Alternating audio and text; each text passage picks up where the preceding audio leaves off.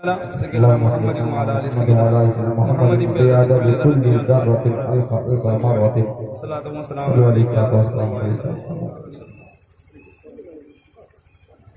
देखें, ये जो हम महफिल मुनक्किद किए हैं और जो कुछ भी हम इसमें कार्य खैर करेंगे, जो कुछ भी जिक्र अज़कार जो है और तकरीर मनकबत जो कुछ भी पढ़ा गया, सबका सवाब नज़र किया जाए, ठीक है। मगर बाज़ लोग इसका इनकार करते हैं, इसाल सवाब का, कि सवाब इसाल होता ही नहीं है। जो जाहिर सी बात है, सवाब जब इसाल ही नहीं होता तो ऐसी महफिलें उनको पसंद नहीं। और इसाल का जब लफ्ज आता है तो उसको ये पसंद नहीं करते, सवाब इसाल नहीं होता। मैं आसान लफ्जों में आपको समझाऊंगा। अब सवाब इसाल की नहीं होता, कुरान से दलील देते हैं, कहते हैं देखें कुरान में है लैसा लिल इंसानी इल्ला मा सआ, इंसान के लिए वही कुछ है जिसकी वो खुद से कोशिश करता है। जाहिर सी बात है, अब कुरान में ये लफ्ज लिखा हुआ है, जो भी बंदा जाएगा देखेगा कुरान में यही माना। अब एक सीधा साधा इंसान तर्जुमा पढ़ता है, देखता है, माना यही।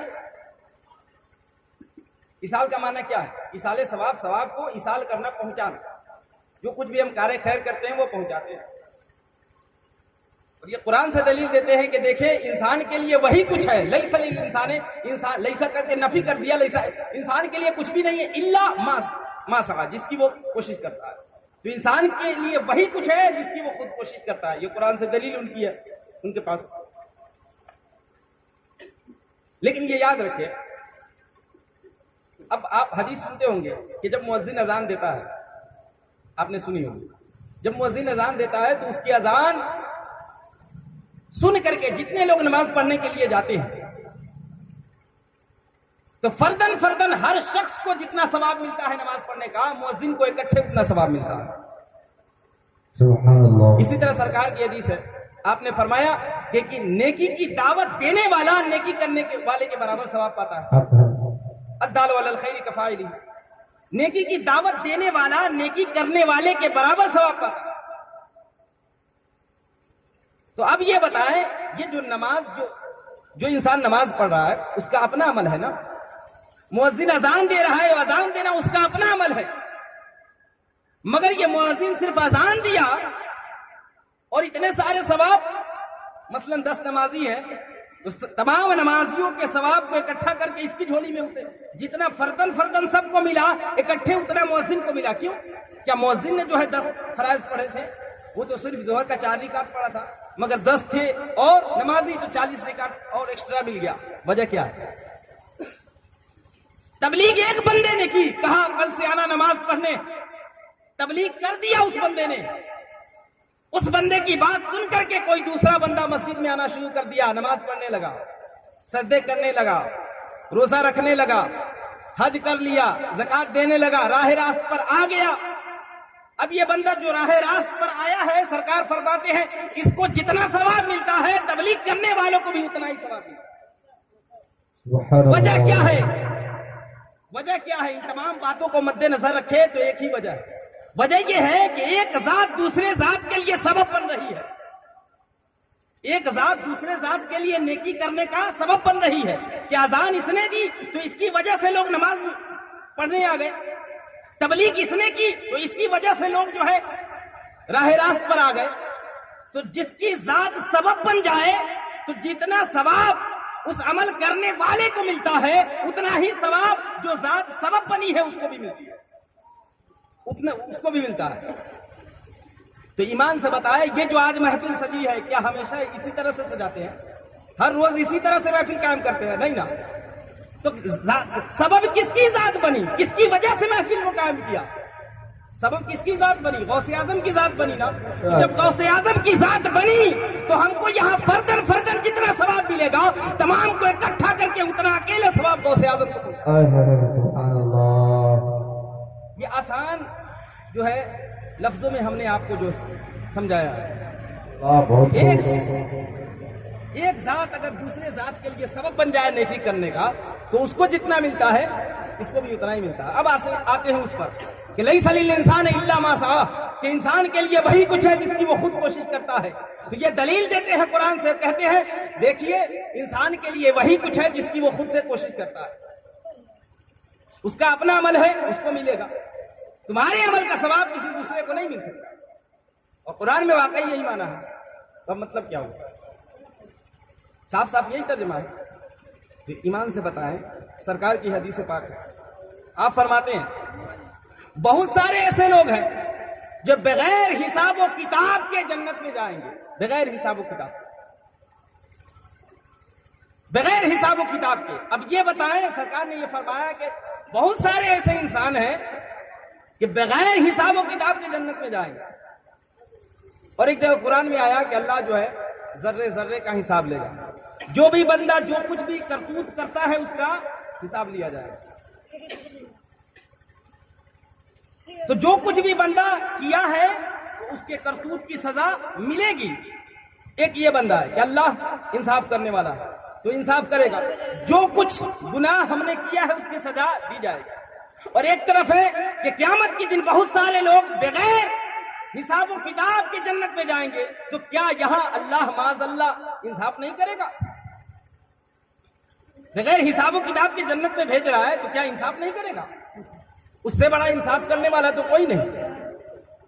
अदल करने वाला, इंसाफ करने वाला तो वही है। तो यहां पे अदल कहां गई, इंसाफ कहां गया? तो ये समझे कि कुरान में, कुरान का जो स्टेटमेंट है वो दो किस्म पर मबनी है। कहीं अल्लाह रब्बुल इज्जत अपने अदल की बात करता है, कहीं अल्लाह रब्बुल इज्जत अपने फजल की बात करता है। कुरान में फरमाया कि जर्रे जर्रे का हिसाब होगा, जो बंदा जो कुछ किया है उसका हिसाब लिया जाएगा, ये उसका अदल है। मगर फजल ये है कि जब बंदा बेटा हाथ उठाए बख्शिश की बाप की बख्शिश हो जाए, ये उसका फजल है। सुभान अल्लाह। हमने जो कुछ भी नमाजें छोड़ी है, तर्क किया है, जो कुछ भी गुनाह सगायर कबायर हमने किए हैं उसकी सजा दी जाएगी, ये उसका अदल है। मगर उसका फजल ये है कि हम हाथ उठाए मगफिरत के लिए दुआ मांगे, अल्लाह बख्श देता है, ये उसका फजल है। सुभान अल्लाह। और इसारे सवाब का ताल्लुक अदल से नहीं फजल से है। अरे नादानो, फजल अदल करने वालों, अल्लाह अगर क़यामत के दिन अदल पे आ जाएगा तो तुम कहां जाओगे? अरे शुक्र मनाओ वो अदल पे ना आए। अगर अदल पे आ गया तो कोई नहीं बच पाएगा। हम अदल पे भरोसा नहीं, हम फजल पे करते हैं। मौला हमारे अमाल कुछ नहीं है, हम अदल के लायक नहीं है। अगर तू अदल पे आ गया तो हम तो कुछ नहीं है, हमारे अमाल तो कुछ नहीं है। हम तेरे फजल पे भरोसा करते हैं कि तू मेरे गुनाह तमाम के तमाम जो है तेरी रहमत के आगे कुछ भी नहीं है, तू फजल करने वाला। इमामुल अंबिया गुलाम हो। तो इसारे सवाब का ताल्लुक, इन महफिल का ताल्लुक जो है अदल से नहीं फजल से। बात समझ में आई? लई सलील इंसान इल्ला मा सा, लोग पढ़ के चले जाते हैं। मैंने जैसा बताया था कि पहला जो मरहला होगा गुफ्तगू का, जो पहला एस्पेक्ट, पहला पहलू होगा वो शान मुस्तफ़ा पर मबनी होगा, और दूसरा पहलू जो है शान विलायत पर मबनी होगा। तो अब मैं पहले पहलू पर आ रहा हूं, यानी शान मुस्तफ़ा बयान करने जा रहा हूं। ये सब यूं ही मैंने बातें कर दी। अब मैं शान मुस्तफ़ा पर आ रहा हूं। एक बार दुरूद पाक पढ़े, अल्लाहुम्मा सल्ली अला सय्यिदना मुहम्मद व अला आलि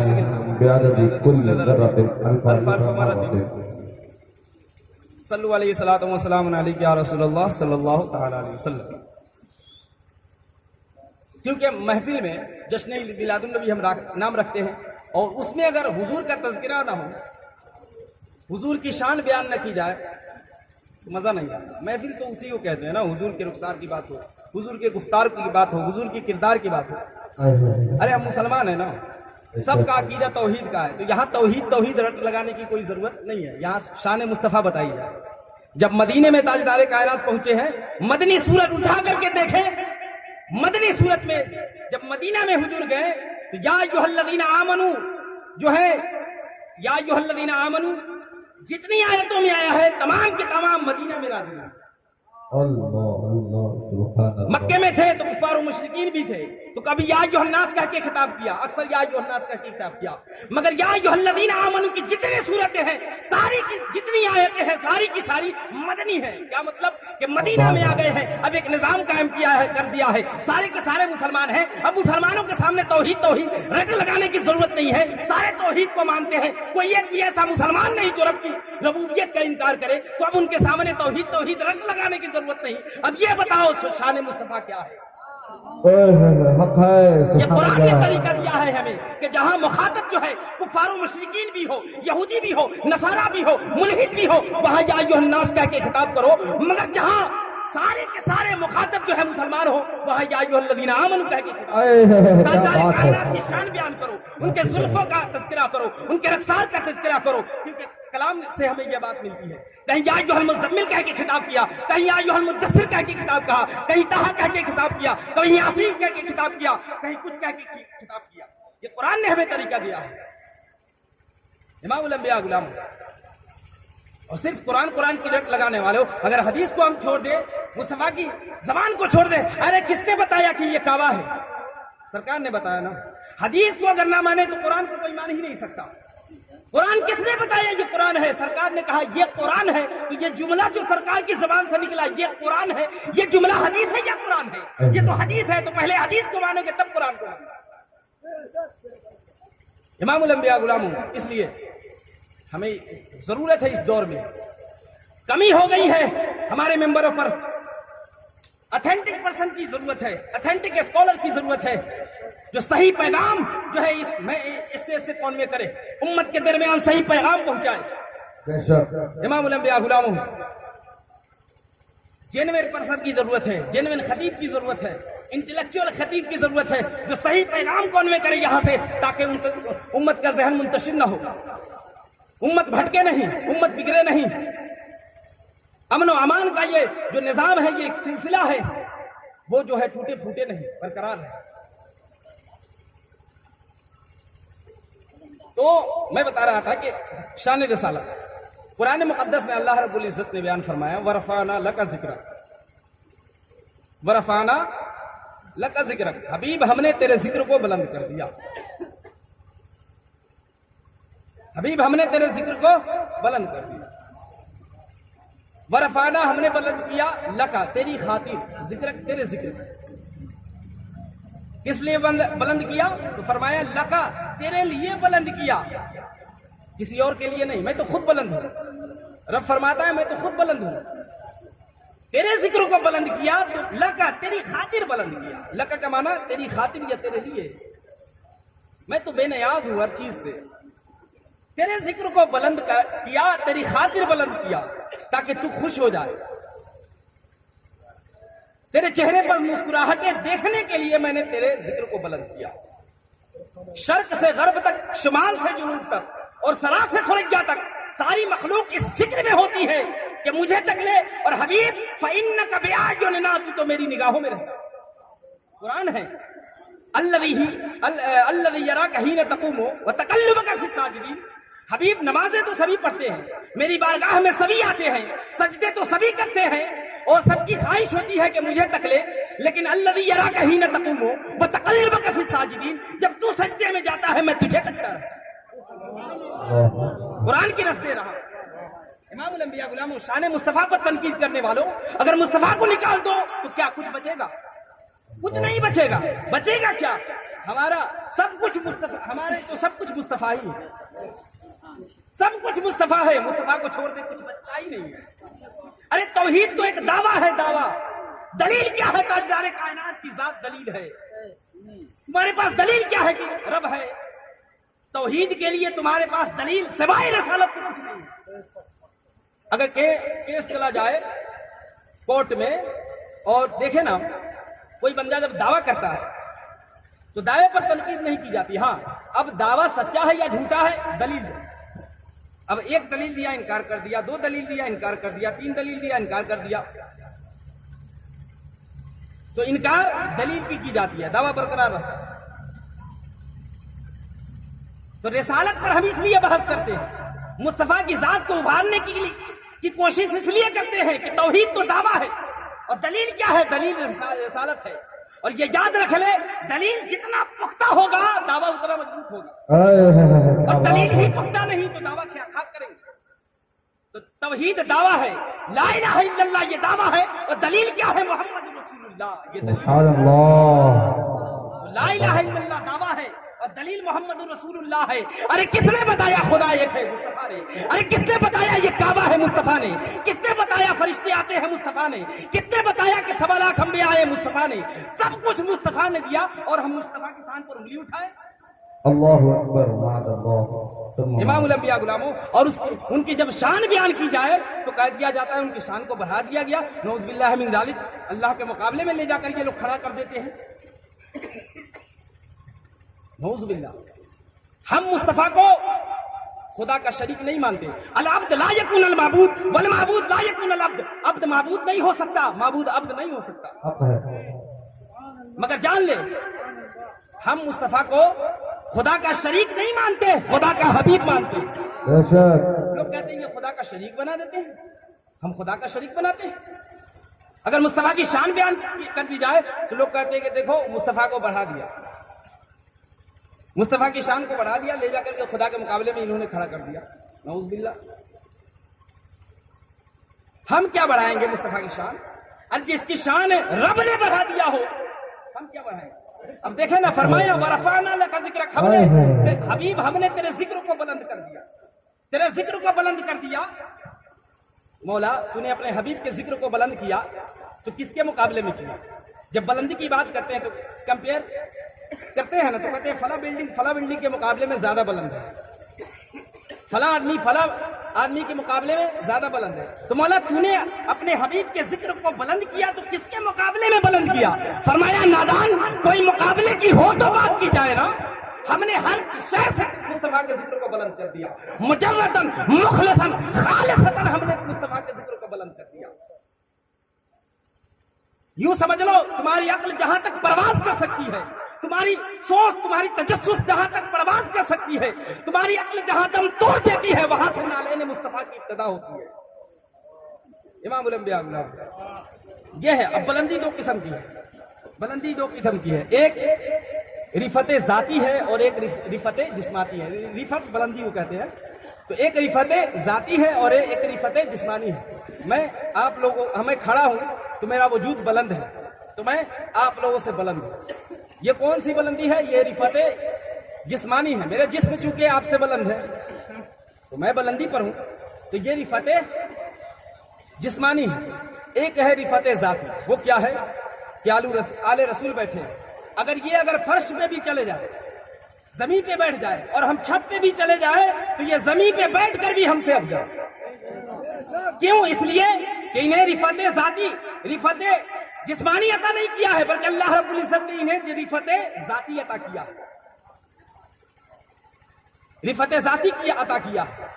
इनकी खून की अजमत है, खून की अजमत है। तो अल्लाह फरमा रहा है, मेरे हबीब हमने तुझे तो रिफत जाती अता कर ही दिया है कि तेरे खून की बुलंदी तक किसी के खून की बुलंदी ना पहुंचेगी, तेरी जात की बुलंदी तक किसी के जात की बुलंदी ना पहुंचेगी। मगर मेराज की रात मैं तेरे वजूद को भी बुलंद करूं, और इतना बुलंद करूं कि काबा भी नीचे रह जाए, इतना बुलंद करूं कि सिदरा भी नीचे रह जाए, इतना बुलंद करूं कि नूरियों का जहान नीचे रह जाए, इतना बुलंद करूं कि मेरा अर्श नीचे रह जाए, तू बुलंद हो जाए। इमामुल अंबिया गुलाम, किसी ने पूछा कमरुद्दीन सयालवी रहमतुल्लाह अलैह से, पूछा कि हुजूर ये बताएं कि ताजदारे कायनात की बुलंदियों की हद क्या है? आपने फरमाया नादान, हदें तो महदूद चीजों की होती है। अरे मेरा मुस्तफा तो मेराज की रात जमीन के पस्ती से उठकर लामाका की उन बुलंदियों तक गया कि हदें पीछे रह गई, मुस्तफा आगे निकल गया। अरे जिसकी बुलंदी की हद सिदरा तक साथ जाने वाला जिब्रील ना बता सका, सिदरा पे खड़ा हैरान होकर कह रहा था तुझे हद्दी अक्ल न पा सकी, सिर्फ इतना हाल बता सकी तुम्हें जलवे राज थे जो आया था लगे हुए जा। इमामुल अंबिया गुलाम, वो मुस्तफा की जात है। अब देखें, अब मुस्तफा की शान पर जब बात की जाती है तो मुस्तफा की शान ऐसी है, मुस्तफा की शान वैसी है, पता नहीं लोगों को क्यों खराब लगता है। अगर हम मुसलमान हैं, वाकई ईमान है हमारे दिल के अंदर, तो ये बात समझ में नहीं। सोचने वाली बात है कि नहीं? बंदा कलमा पढ़ता है, तौहीद रिसालत का इकरार करता है, और फिर मुस्तफ़ा की शान अगर बयान की जाए तो चिढ़ हो, अजीब बात है।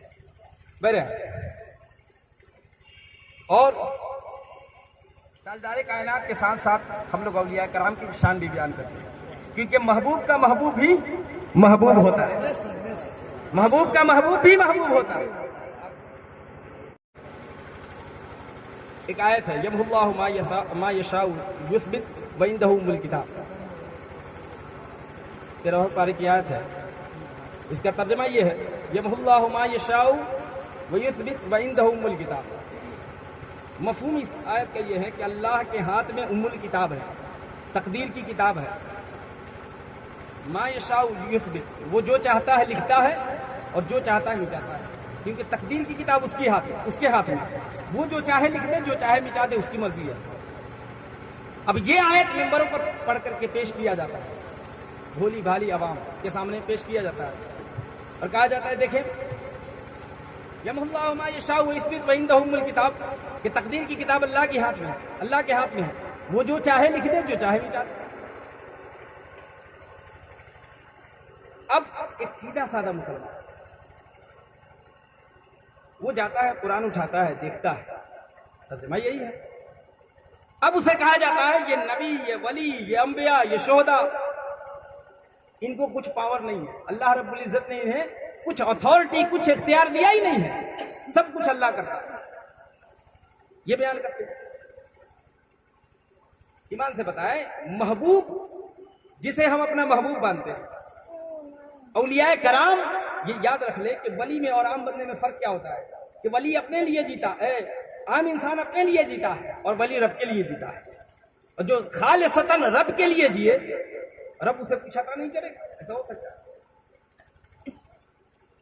अब देखें, ये आयतें पढ़ी जाती है और कहा जाता है कि अल्लाह जो चाहे लिखता है, जो चाहे मिटाता है, तकदीर की किताब उसके हाथ में है।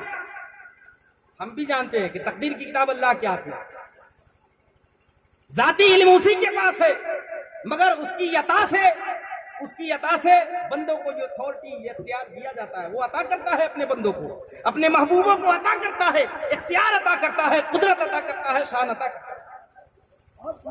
जिससे वो प्यार करता है, जिसको वो महबूब रखता है, उसको जो है अता करता है। इमामुल अंबिया गुलाम, अब ये आगे पढ़ देंगे और कहेंगे, देखो ये अंबिया, ये शोहदा, ये औलिया को कोई अथॉरिटी नहीं है, कोई इख्तियार नहीं है, इख्तियार अल्लाह का। अब एक सीधा साधा मुसलमान जाता है, कुरान खोलता है, तर्जुमा यही है, जिंदगी भर सुनता आता है कि या गौसल मदद कहने से बलाएं टलती है, या अली मुश्किल कुशा कहने से जो है बलाएं टलती हैं। अब जो नारा लगाता आया है, लेकिन ये आज जब देखता है तो उसका जहन जो है मुंतशिर हो जाता है, वो सोच में पड़ जाता है, अब क्या करें। वाकई ये तो कुरान है और कुरान का तो इनकार नहीं किया जा सकता। इमामुल अंबिया गुलाम हो, लेकिन जरा गौर करें, इस आयत से औलिया कराम की शान जाहिर हो रही है, इस आयत से अंबिया कराम की शान जाहिर हो रही है, मगर इस आयत से जो है लोग औलिया कराम का नक्श निकालते हैं। हम कैसे हैं? तमाम मज़ाहिब अपने अपने पेशवा की खूबियों को बयान करते हैं, और हम में कुछ लोग हैं जो अपने पेशवाओं की कमियों को बयान करते हैं।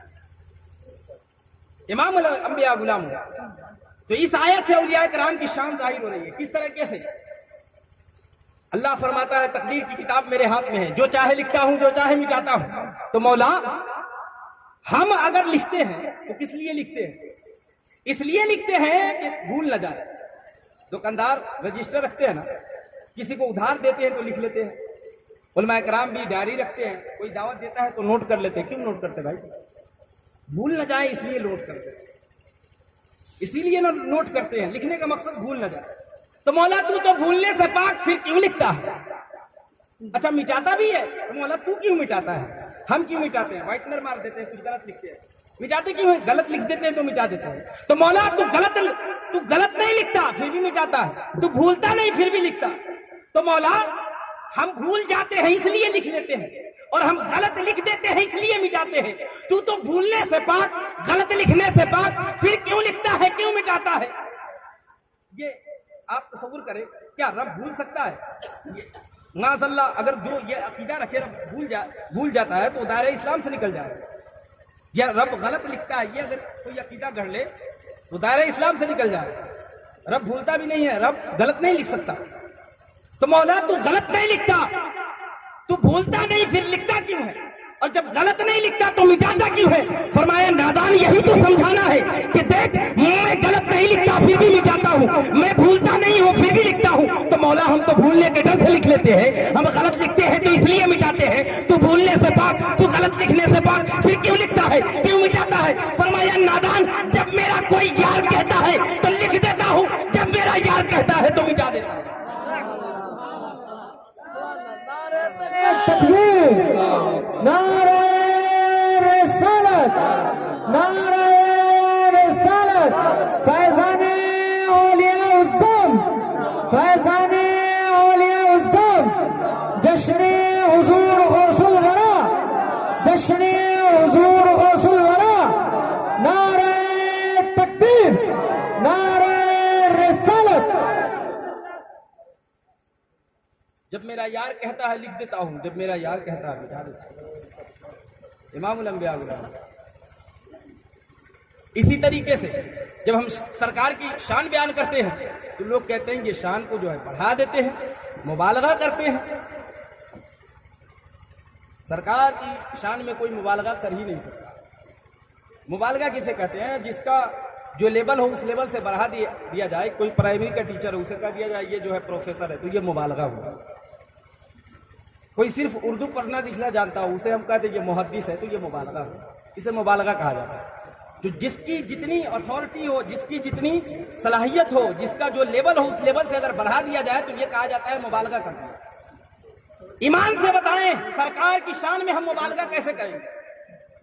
क्योंकि बाद खुदा बुजुर्ग तू ही किस्सा मुख्तसर, कि खुदा के बाद अगर जो कुछ भी कहो वो कम ही होगा, वो मुबालगा नहीं होगा। अगर खामोश है तो तू ही है सब कुछ, और जबान खोली तो तेरा हुस्न हो गया महदूद। अरे खुदा की जात है और खुदा की जात के बाद मुस्तफा की जात है, बीच में कोई पर्दा है नहीं, बीच में कोई और जात नहीं है। बाकी अज खुदा बुजुर्ग तो ही किस्सा मुख्तसर, खुदा के बाद सिर्फ मुस्तफा की जात है। ये बताएं खुदा की जो है ताजदार कायनात की शान में मुबालगा कैसे कोई कर सकता है? मुबालगे की एक चीज मुस्तफा को खुदा कह दे और कोई नहीं कहता। अहले सुन्नत वल जमात का कोई भी फर्द ऐसा अकीदा नहीं रखता। तो बताओ मुबालगा कैसे करोगे? अरे सरकार की जितनी शान बयान करो वो कम ही होगा। तुम्हारी जबान में उतनी कुव्वत नहीं, उतनी सलाहियत नहीं कि सरकार की शान बयान। जो कुछ भी बयान करोगे वो कम होगा, मुबालगा हो जाता है। और कहते हैं लोग जो है खुदा से मिला देते हैं। अरे नादानो हम खुदा से नहीं मिलाते, ताजदार कायनात को अल्लाह रब्बुल इज्जत खुद जो है अर्श पे बुला के मिलता है। हम नहीं मिलाते, वो खुद बुला के मिलता है। नारा तकबीर, नारा रिसालत, या रसूलुल्लाह हुजूर गौस आजम जिंदाबाद, सरकार की आमद जिंदाबाद, पीर तरीक़त जिंदाबाद। का दामन। अब देखिए जब बयान की ताजदार कायनात की शान, ताजदार कायनात की शान को तो चूचा होना ही नहीं चाहिए। ताजदार कायनात की हम शान बयान कर रहे हैं तो लोग कहते हैं ये तो खुदा का शरीक बना दिया। कितना भी बड़ा जाहिल हो, अगर वो है मुसलमान, अली बे भी नहीं जानता हो ना, वो भी तौहीद का अकीदा रखता है, जानता है तौहीद किसे कहते हैं। खुदा को एक समझता है। किसी भी जाहिल से जाहिल लठगवार से पूछे तो कहेगा हाँ खुदा एक है, उसके सिवा कोई माबूद नहीं, कोई माबूद नहीं, उसकी इजाजत के बगैर पत्ता भी हिल नहीं सकता। वो ये अकीदा हर मुसलमान का ये अकीदा। फिर उसको जबरदस्ती टॉर्चर किया जाता है।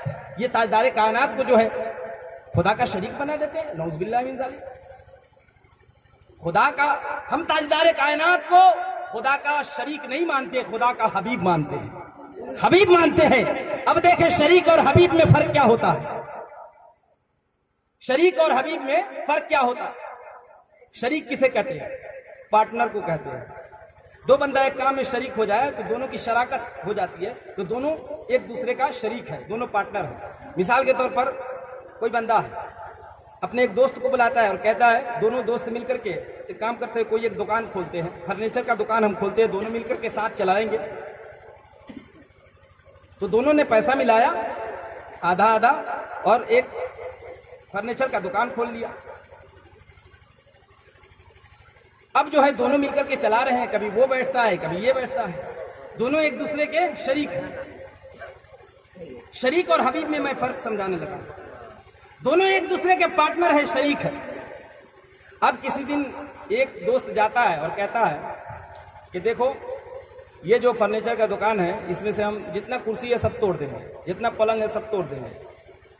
वो कहेगा देखो तुम मेरा शरीक हो, पूरा माल तुम्हारा नहीं है, अगर तुमको तोड़ना है तो अपना माल साइड कर लो, क्योंकि पूरा सामान तो तुम्हारा नहीं है, तुम मेरे साथ शरीक हुए हो, तुम मेरे पार्टनर हो, तो अपना माल साइड कर लो, तोड़ो चाहे फोड़ो, अलग कर लो। तो शरीक एक कुर्सी तोड़ने नहीं देता, शरीक जो है बर्तन तोड़ने नहीं देता, मगर हबीब की शान ये है कि 14वीं की रात है, चांद गर्दिश कर रहा है आसमान में, अर्ज करते हैं मालिक हकीकी मैं इसे तोड़ना चाहता हूँ, आवाज आती है मेरे मुस्तफा तू शरीक नहीं हबीब है, चाहे तो तोड़ दे चाहे तो जोड़ दे। नारे तकबीर, नारे तकबीर, नारे रिसालत, नारे रिसालत, अज़मते मुस्तफा, अज़मते मुस्तफा, नारे तकबीर, नारे रिसालत। हबीब शरीक जो है एक बर्तन तोड़ने नहीं देता, एक कुर्सी तोड़ने नहीं देता, मगर हबीब की शान ये है कि अबू जहल जो है मुट्ठी में कंकर लाता है, बारगाह खुदाबंदी में मुस्तफा अर्ज़ करते हैं मौला मैं इसे कलमा पढ़वाना चाहता हूँ, आवाज आती है तू शरीक नहीं हबीब है, चाहे तो कलमा पढ़ा चाहे तो दुरूद पढ़ा। अरे हबीब पूरे का मालिक होता है, शरीक आधे का मालिक होता है। इसीलिए सैयदी आला हज़रत फरमाते हैं मैं तो मालिक ही कहूंगा, क्या हो मालिक के हबीब यानी महबूब व मुहिब में नहीं मेरा तेरा। अरे ये महबूब व मुहिब में मेरा तेरा कैसा, अगर एक दोस्त है दूसरा उसका दोस्त है तो ये मेरा तेरा कैसा, जो मेरा है वो तेरा है, जो तेरा है वो मेरा। मैं तो मालिक ही कहूंगा कि हो मालिक के हबीब यानी महबूब व मुहिब में नहीं मेरा तेरा। महबूब जिससे प्यार किया जाए, मुहिब प्यार करने वाला, यानी महबूब व मुहिब में नहीं मेरा तेरा। मेरा तेरा जब कोई बंदा करने लगे ना तो दोस्ती नहीं चलती है, यानी महबूब व मुहिब में नहीं मेरा तेरा। अब मैं आ रहा हूं उस मौजू पर जिस हदीस को मैंने अपना मौजूद सुखन बनाया है, अब मैं उस हदीस पे आ रहा हूं। दुरूद शरीफ पर अल्लाहुम्मा सल्ली अला सय्यिदिना मुहम्मद व अला आलि सय्यिदिना मुहम्मदिन बिअदद कुल्ल दरजतिन व खल्फुन व सल्लल्लाहु अलैहि वसल्लम।